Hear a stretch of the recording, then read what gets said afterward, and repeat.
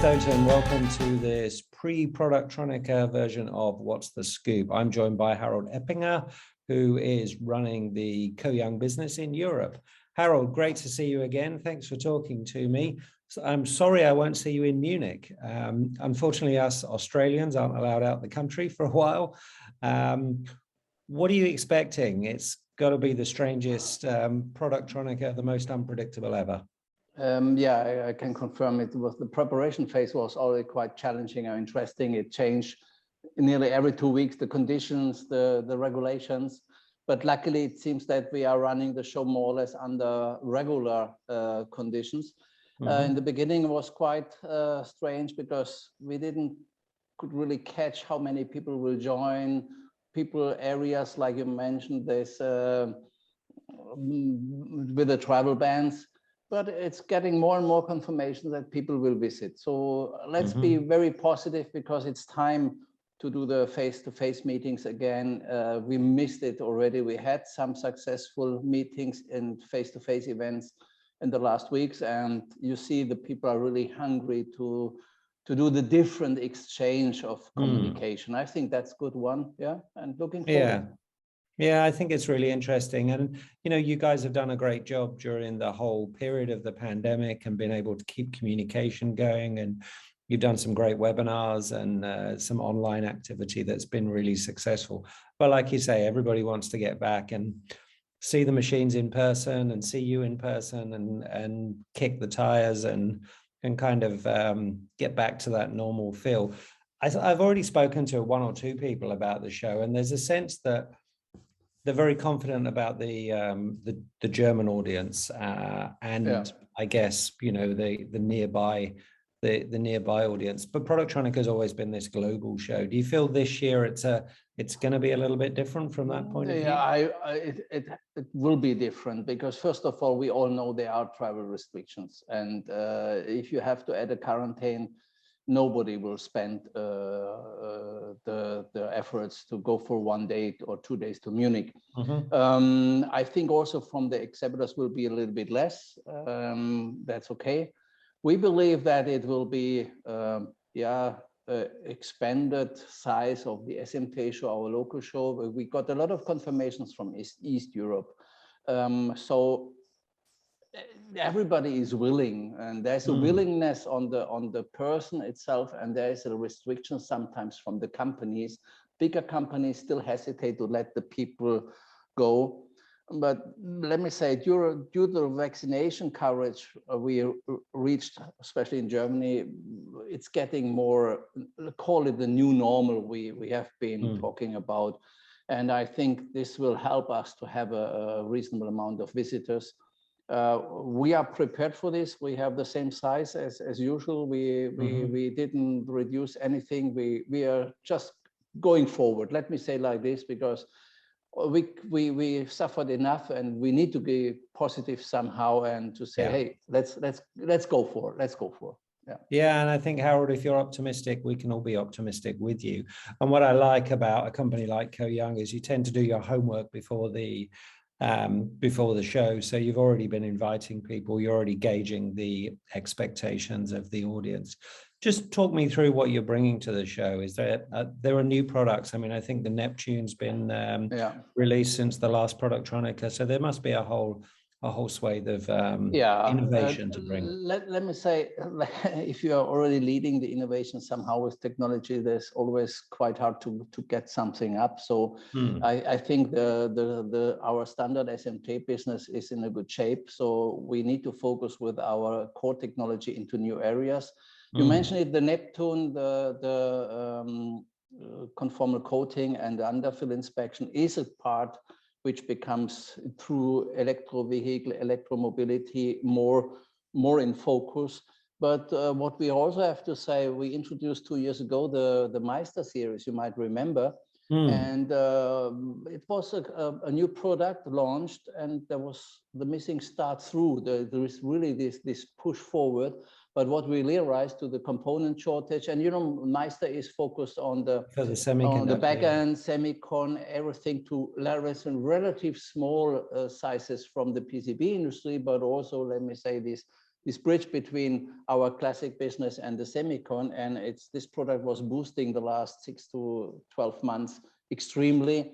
And now we see, as you all know, the component shortage is forcing also the European Union to do more in semicon, and that's what we feel. Yeah, so we have the brand new products, but let me say, I would not say a relaunch, but getting a new, call it a new acceptance in a technology as a need, as a trend in the market. Yeah, and when I look overall at what's going on in the industry, and I felt this for some time, and we've talked about it and we've written about it, inspection data is that core currency of the smart factory. So it's really important. And as a market leader in inspection, and I get to talk to a lot of EMS companies every week, small ones, medium-sized ones, and the largest ones. And when they look at a company like Co-Young, they kind of expect you to be the inspection partner, the inspection provider. And they're almost like, okay, well, SPI, yeah, that's a given. AOI, yeah, that's a given. Now they've got Neptune in the conformal coating. But I think there's a desire to have this holistic supplier that's really delivering inspection data across the whole factory. Is that something you feel and sense in terms of a demand? Yes, there's let me say, there's a trend. What you see, people would like to focus and rely on a certain partner for a long time, and this is our business in Europe is not the quick change over within 1 or 2 years to the next vendor. So what you do is like a marriage. It's a long term. The depreciation phase and the mid-size and flexible accounts, they think different than the high volume accounts.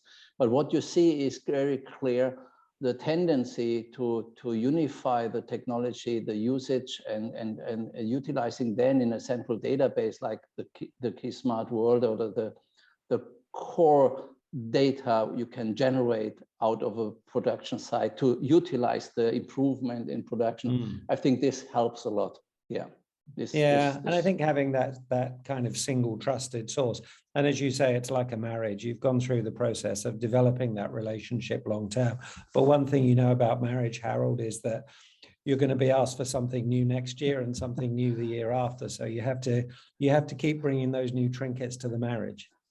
Yeah, that's clear, and I think our headquarters is pushing hard in that direction. We have some further good ideas within the core technology, within our existing product range. There is a lot of, let me say, everybody knows the throughput is increasing, the miniaturization is going on. As I mentioned, it's not just one thing, and in the past we have very often saw a good fitting machine for everybody. But we have just recently a presentation on this, that the specialization is becoming more and more necessary, because you cannot cover from here to there. It's just the range is too big.